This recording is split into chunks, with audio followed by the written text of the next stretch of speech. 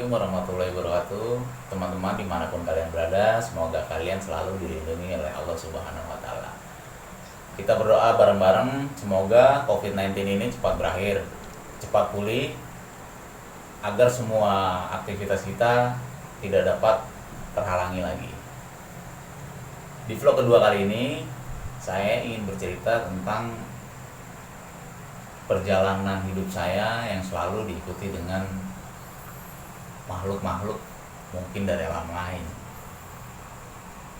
Jadi di cerita kedua saya kali ini, saya ingin bercerita lagi tentang nggak beda jauh seperti kemarin, cuman makhluknya ini atau orangnya ini atau mungkin siapa saya nggak tahu waktu itu berbeda. Kali ini bukan anak kecil.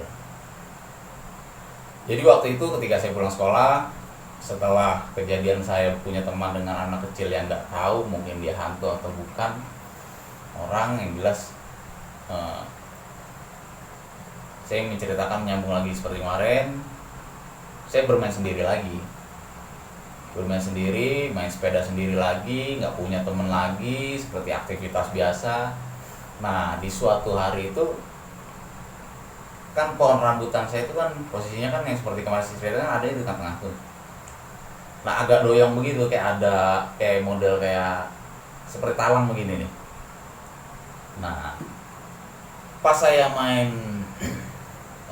sepeda di situ, tepatnya siang hari, semua terjadi di siang hari. Itu ada seperti sosok, kalau menurut saya itu badut ya. Kalau zaman dulu tuh saya nggak tahu itu sosok setan atau sosok tuyul tuh saya nggak tahu. Pokoknya saya nggak ada rasa takut. Walaupun mungkin kalau dilihat orang itu serem mungkin ya. Saya melihat sosok seperti laki-laki, badannya merah, dia pakai celana, bisa dalam pakai celana dalam doang gitu ya, warnanya agak merah juga, badannya itu semua merah, rambutnya itu panjang segini. Nah itu manggil-manggil saya, hei hei. Terus saya bilang aja, kamu siapa? Berani-beraninya masuk ke dalam rumah saya bilang gitu. Nah setelah itu entah kenapa saya itu langsung kayak terdiam gitu, dan tangannya dia itu padahal posisinya tinggi loh, dia duduk tuh di tekukan pohon gitu, posisinya tinggi, tapi tangannya itu nyampe kayak gimana sih, kayak besar gitu. Cuman saya nggak takut gitu loh, dipegang lah saya tuh sama dia, didudukin di sampingnya dia. Waktu itu saya kalau nggak salah dikasih kayak permen, cuman asem. Permen itu asem.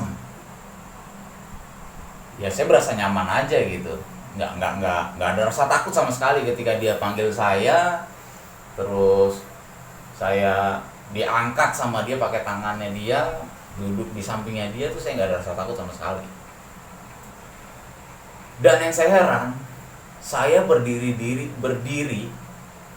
di ranting-ranting pohon itu nggak jatuh ke bawah, padahal saya tahu itu posisinya tinggi gitu loh. Jadi tuh saya nggak berasa di atas pohon gitu.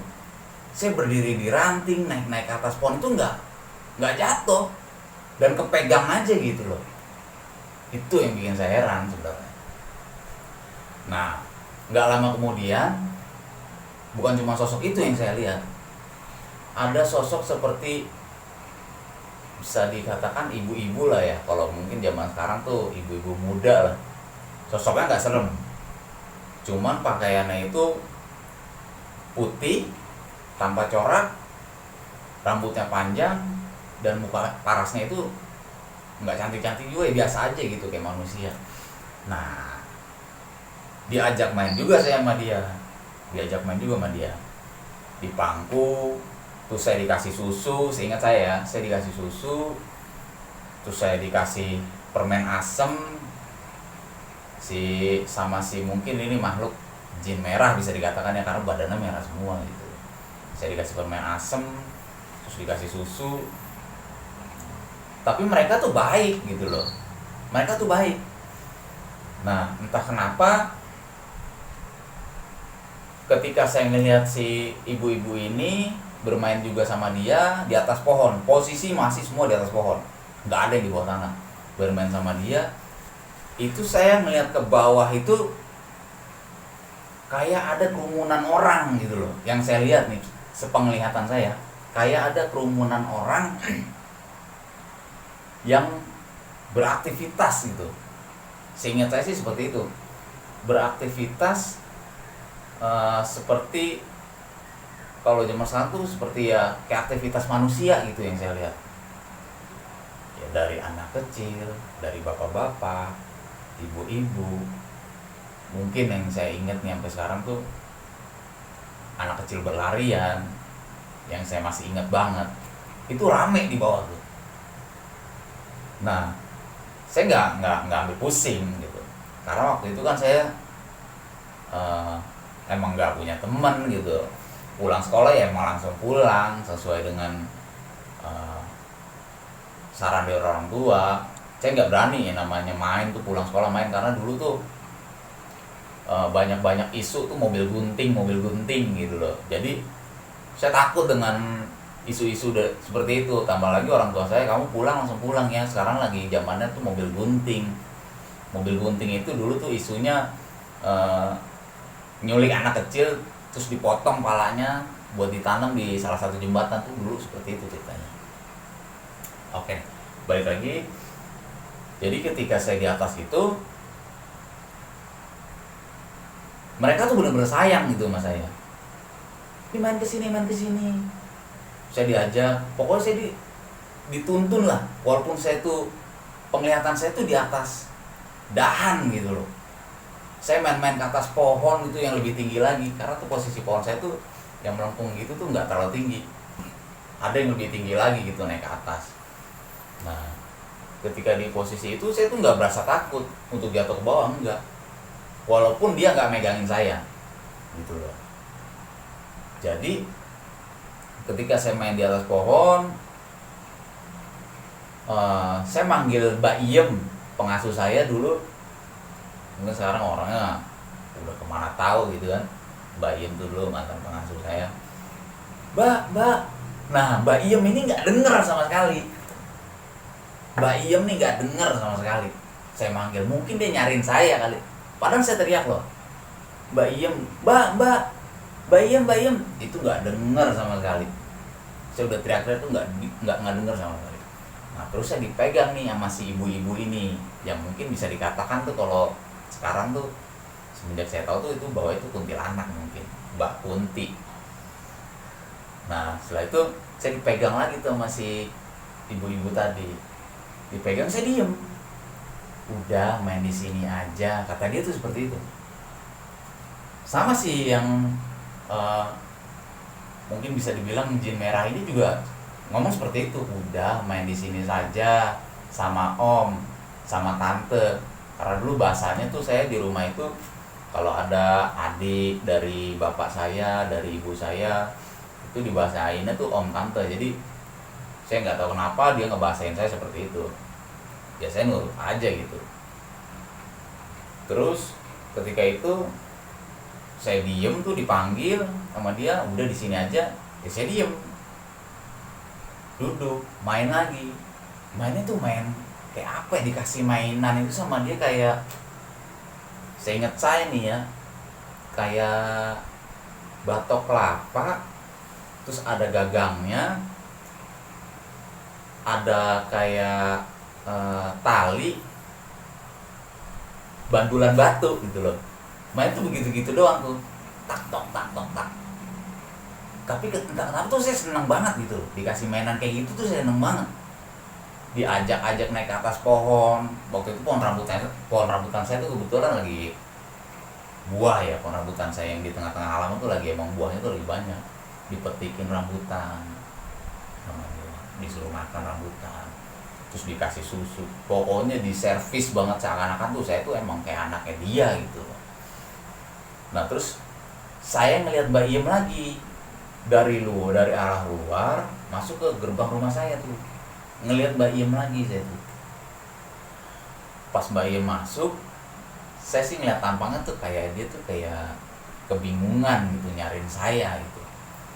Saya panggil lagi kan, Mbak, tetap dia nggak denger, nggak denger. Saya manggil padahal saya kenceng, dirangkul lagi saya sama tuh si ibu-ibu itu, atau bisa dikatakan Mbak Kunti itu, dirangkul lagi saya tuh. Dirangkul, diangkat badan saya, didudukin di pangkuannya si ibu-ibu itu di atas pohon. Semua masih terjadi di atas pohon. Didudukin di pangkuannya dia. Diem lagi saya. Waktu itu kalau nggak salah sekitar mungkin azan asar mungkin deh kalau nggak salah. Saya tuh main di atas tuh sampai azan asar. Nah, kakak saya itu pulang sekolah, karena kakak saya ini bertiga nih sekolah, yang pernah saya ceritakan agak jauh dari rumah. Waktu itu kakak saya posisinya tuh sekolah SMP di salah satu sekolah di daerah Ragunan. Kebetulan mereka tuh satu sekolah. Mereka pulang sekolah, pas kakak saya mau masuk pintu gerbang tuh saya ngelihat, wah tuh Bu, itu kakak saya pulang, saya bilang itu. Saya mau turun aja. Udah jangan, kamu di sini aja main dulu sama tante, kata dia gitu. Seingat saya tuh si ibu itu ngomong seperti itu. Oh ya udah. Tapi entah kenapa kayak ada mungkin suatu kekuatan gitu loh di mulut saya untuk manggil tuh kakak saya gitu loh. Waktu itu kakak saya yang paling dekat tuh Mas Agus. Saya panggil, Mas Agus, Mas. Dan itu gak ngedenger. Si Mas Agus ini gak ngedenger. Yang saya panggil itu Mas Agus terus. Karena saya paling dekat sama dia, paling dekat sama Mas Agus. Dari kecil kan saya paling dekat sama Mas Agus. Itu nggak kedenger sama sekali. Pas saya ngelihat tuh kakak saya yang laki-laki itu, Mas Agus itu masuk ke dalam rumah, buka pintu rumah, entah kenapa tuh saya nangis gitu loh. Tapi tetap dirangkul, tetap dipangku sama si ibu-ibu ini. Entah kenapa saya tuh nangis. Nah, Mas Agus ini noleh ke arah pohon, tapi belum noleh ke atas. Saya ngeliat tuh dia noleh ke arah pohon. Dia tuh kayak ngedenger suara saya gitu. Nah, mulai dari sini nih agak rame. Jadi Mbak Iem tuh keluar rumah, sebelum bukain pintu rumah, ngomong mungkin sama kakak-kakak saya. Kakak-kakak saya tuh langsung kayak reaksinya tuh kayak kebingungan, harus nyari saya gitu. Sedangkan mungkin Mbak Iem ngejelasin bahwa pintu gerbang itu dikunci, dan gak mungkin si Mas Ipan ini keluar gerbang lah, itu gak mungkin. Nah, setelah mungkin agak ribut tuh di depan pintu, si Mas Agus ini saya teriakin lagi, Mas Agus, saya bilang gitu kan. Entah kenapa Mas Agus ini ngelihat saya lagi di atas pohon sambil nangis. Saya tuh nangis teriak-teriak Mas Agus. Ketika Mas Agus ini ngelihat saya, seketika pandangan saya itu, yang tadinya saya ngelihat tuh si yang dia nganggap dirinya itu om saya, walaupun badannya merah itu, yang naikin saya, nah si ibu-ibu ini itu hilang semua pandangan saya. Yang saya ingat, saya duduk di dahan pohon yang melengkung gitu, yang bawahnya tuh ada ayunan, sebenarnya ayunan dibuatin sama bapak saya. Saya duduk di dahan pohon, yang saya ingat saya nangis madep ke arah rumah saya. Terus Mas Agus ini bilang, jangan nangis Van, jangan nangis Van, ntar lu Mas Agus ngambil tangga. Akhirnya nih Mas Agus ini Dengan cepat dia ngambil tangga, taruh tangga di dekat kaki saya. Mas Agus naik, meluk saya sambil nangis. Sayanya yang sambil nangis. Terus nurunin saya digendong sama Agus turun. Nah, ketika saya turun, saya dikasih air putih sama si Mbak Yem ini. Nih Mas, minum air putih dulu. Saya minum air putih. Ditanya-tanya saya sama kakak saya. Ditanya-tanya gini, kamu bisa naik pohon itu gimana caranya? Dari kapan? Ya saya bingung ditanya kayak gitu, dari kapan? Gimana caranya naik di atas pohon?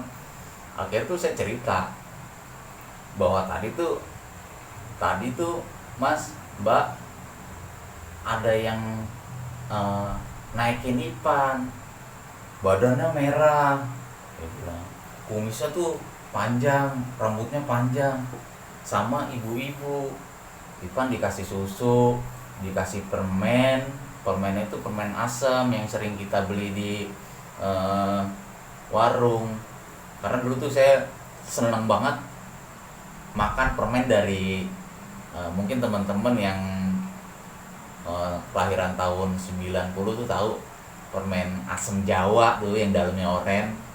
Itu dari biji asam, bener emang dari pohon asam yang udah difermentasi, mungkin nggak tahu. Nah itu saya suka beli itu, sama susuan tuh yang susu sasetan tuh. Kalau zaman saya itu harganya 25 perak tuh dulu zaman saya. Saya jelasin, saya bisa cerita gitu, nggak gagap gitu, nggak. Ini cerita apa adanya yang kejadian pada hari itu. Setelah saya pulang sekolah, saya muter-muter pohon rambutan, naik sepeda, tiba-tiba saya dipanggil sama si om-om itu yang aku ya nggak tahu lah, dia om saya panggil ini om, ini tante gitu loh ngebahasainnya. Saya ceritain semua. Nah, waktu itu saya masih kecil, saya ngelihat muka kakak saya itu, mau ngelihat mukanya Mbak Iem dan kakak-kakak saya itu kayak orang ketakutan gitu, kayak orang benar-benar ketakutan. Padahal saya sendiri yang ngalamin nggak takut gitu loh. Itu kayak orang ketakutan. Padahal saya sendiri yang ngalamin itu nggak ada rasa takut sama sekali. Setelah dipanggil naik main di atas pohon sampai asar itu, seingat saya kakak saya pulang sekolah, Mas Agus yang ngedenger, saya diinterogasi, saya ceritain apa adanya. Nah mulai dari situ, pas maghrib, ibu saya nih sama bapak saya nih pulang, ditanya bareng kan, memang selalu bareng pulang. Ditanya lagi, ibu saya tuh cuma bisa geleng-geleng ngedengerin semua cerita saya. Sebenarnya sih banyak perintilan-perintilan ceritanya, cuma saya mempersingkat durasi aja biar nggak terlalu banyak juga. Jadi teman-teman juga nggak terlalu bingung juga ngedengar cerita dari saya, bahwa cerita ini emang real terjadi di masa kecil saya. Nggak ada buat-buatan, nggak ada rekayasa. Saya cerita apa adanya sesuai kenyataan hidup saya, karena saya juga nggak mau bikin dosa. Kalau saya bercerita bohong, udah pasti bakal ditonton mungkin ribuan, mungkin jutaan orang bakal nonton saya. Makin bertambah lagi dosa saya juga nggak mau. Kebetulan juga saya, ya alhamdulillah sampai saat ini saya taat agama. Sampai saat ini pun saya masih bisa melihat hal-hal seperti itu dengan mata telanjang.